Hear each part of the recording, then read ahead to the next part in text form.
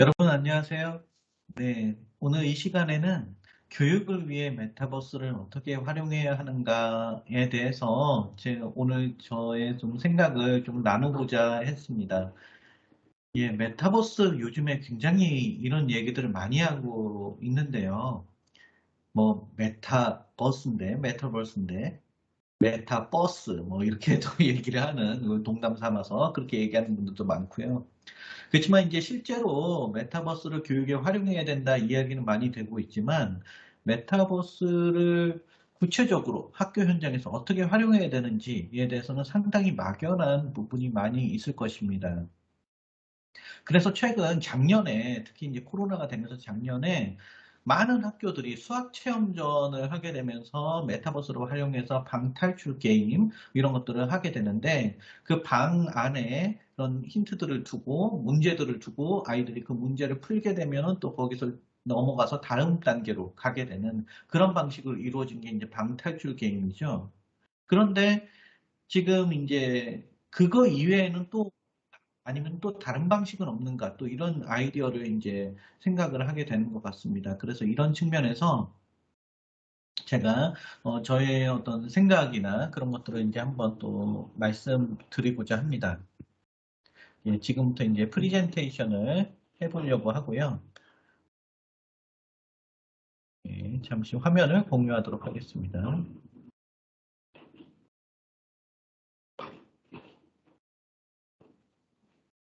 네, 지금 보시는 화면에서 이제 교육을 위해서 이제 메타버스를 어떻게 활용해야 하는가 그거에 대해서 이제 말씀을 드릴 텐데요. 자, 메타버스라는 것은 이제 많은 분들이 아시다시피 이제 메타는 초월이고 유니버스, 버스는 이제 유니버스의 버스죠. 그래서 초월적인 우주다. 그런 얘기를 할 수 있는 것이고 메타버스는 현실을 초월하여 구성된 가상의 세계를 의미하는 것입니다. 예, 가장 대표적인 영화로 레디 플레이어 원을 얘기를 많이 하게 돼요. 그래서 그 지금 보이는 뒤로 보이는 그 화면 자체가 이제 레디 플레이어 원의 그런 포스터의 일부죠. 예. 메타버스라는 용어 자체는 이제 그닐 스티븐슨의 이제 스노우 크래시라는 그런 소설에서 이제 유래했다고 합니다. 그럼 메타버스에 대한 강의를 들으시면 뭐 이런 얘기들이 그냥 계속 똑같이 반복이 되는 걸 이제 아실 수가 있을 텐데요. 그리고 최근에 우리나라나 아니면 외국에서 대표적인 메타버스로는 이제 외국에 사르는 이제 로블록스, 그 다음에 제페토, 그런 것들이 있죠. 저는, 많은 분들이 이제 지오지브라를 이제 하고 있으니까 지오지브라에 대해서 얘기를 할 것이다, 얘기를 생각을 하실 수 있는데, 뭐, 오늘은 아닙니다. 오늘은 코스페이시스 에듀라는 그런 프로그램을 가지고 여러분들께 말씀을 드리고자 합니다. 코스페이시스 에듀라는 것은 독일에서 개발된 그런 웹 기반 가상현실 제작 프로그램인데요. 3차원 그래픽으로 구현되고 가상현실, 증강현실, 그 다음에 멀티큐브라는 것이 또 있어서 그런 큐브에다가 증강현실로 해가지고 학생들이 체험할 수 있도록 하고 그 안에 그 블록 코딩이 가능해가지고 그 코딩 하는 거 프로그래밍 교육도 가능합니다. 네, 잠시 동영상을 잠깐 보시겠습니다. 그래서 소리가 나야겠죠?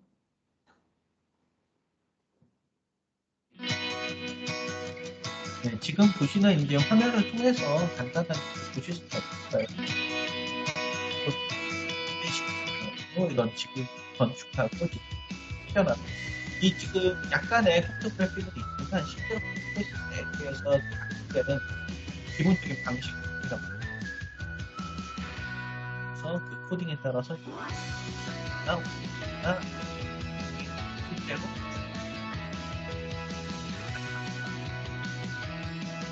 네, 그리고 그 이외에도 방금 학생이 지금 이런 어떤 도구를 쓰고서 그런 것들을 이제 관찰을 하고 있고요. 태양계나 이런 것들이 시뮬레이션 하는 것도 가능하고 지금 하는 거는 이제 멀티 큐브에 그것을 입혀서 이렇게 또 손으로 조작하면서 할 수 있다라는 내용까지 이제 보여드렸습니다. 이 코스페이시스 에듀라는 것은 이제 학생들이 이제 구독을 하는 서비스예요. 이제 학교에서 이제 구독을 하게 되면은 그것을 일정 금액을 내고 그것을 체험을 할 수가 있는데 굉장히 혁신적인 편이어서 또 전 세계적으로도 이제 많이 관심을 갖고 있는 것 같습니다. 네, 저는 재작년인가요, 벌써? 재작년에 수업을 했습니다. 교원대에서 이제 강의를 하게 되면서 예비교사 분들한테 이제 과제를 주었는데, 이런 증강현실이나 가상현실 환경 가운데서 자신의 전공과 관련지어서 어떤 적용을 할 수가 있겠는가. 되도록이면 융합적인 적용을 하면 좋겠다. 이렇게 제가 말씀을 드렸어요. 그랬더니 정말 멋진 작품이 나왔습니다. 그래서 먼저 보여드리기 전에 여러분들께 이제 코스페이시스 에듀에 대해서 지금 화면을 통해서 좀 보여드리도록 하겠습니다. 제가 이제 인터넷 웹브라우저를 켜서요. 한번 보여드릴 텐데, 지금 화면이 보이고 있는데요. 제가 이제 예전에 수업을 했던 그런 장면인데, 제가 제 포스페이시스 에듀에서 이제 볼 수 있는 거, 예, 제가 만들었던 작품도 있어요. 제가 만들었던 작품 같은 경우는 저는 박물관을 만들었어요. 이렇게 플레이 버튼을 눌러주고요. 그러면 이 할아버지와 학생이 이 박물관에 있는 것인데, 제가 이제 이 안에 들어갈 수가 있죠. 들어가면 이게 여러분들 이게 저기거든요. 갑자기 생각이 안 나는데 천체 관측 기구예요. 그 다음에 이거는 고려청자. 그 다음에 이거는 자격루인데 예, 이게 모두 다 지오지브라로 만든 작품입니다. 여기에 지오지브라로 만든 작품을 넣을 수가 있어요. 그래서 이 지오지브라로 만든 다음에 STL 파일이라는 그런 3D 프린팅 그런 파일로 다운로드를 받은 다음에 이 환경에다 코스페이시스 환경에다가 이거 집어넣을 수가 있는 것이죠. 그래서 저는 이제 이렇게 해가지고 박물관을 만들었습니다. 네, 이외에도 굉장히 다양한 그런 예제들도 많이 있어요. 그래서 그것들을 이제 보실 수가 있는데, 네, 제가 재작년에 수업을 했던 거 두 가지만 좀 공유를 해드릴게요. 그래서 여기 보시면은, 윤동주, 이제 예비교사 선생님들이 윤동주에 대해서 이제 시를 읽고, 자화상이라는 시를 읽고, 그것을 코스페시스로 만든 거예요. 저는 이거 보고 너무 좋았어요. 그러니까 학교 다닐 때 시라는 거를 이해하기 위해서 그 줄글을 보면서 아니면 그 시에 대한 주석 이런 것들을 옆에 참고서를 놓고 줄 치면서 평광펜 치면서 이렇게 외웠었는데 제가 감수성이 부족해서 그랬겠죠. 그랬는데 이 환경을 보면서 제가 이제 이거를 가지고 증강현실로도 볼 수가 있거든요. 그래서 이 시적 화자를 볼 수 있는 거예요. 실제 화자가 이렇게 여기 보니까 우물 안에 자기가 있고 이것을 또 갈 수가 있고 이렇게 클릭을 하면 되는데 잠시만요. 클릭을 해서 이건 뒤로 가기고요. 그래서 이제 자 다시 한번 죄송합니다. 그래서 이제 이렇게 가고 아 밉다 이렇게 해가지고 또 그 시적 화자가 가는 거를 또 제가 그 같은 공간 안에서 관찰을 할 수가 있는 거예요. 이해가 되더라고요.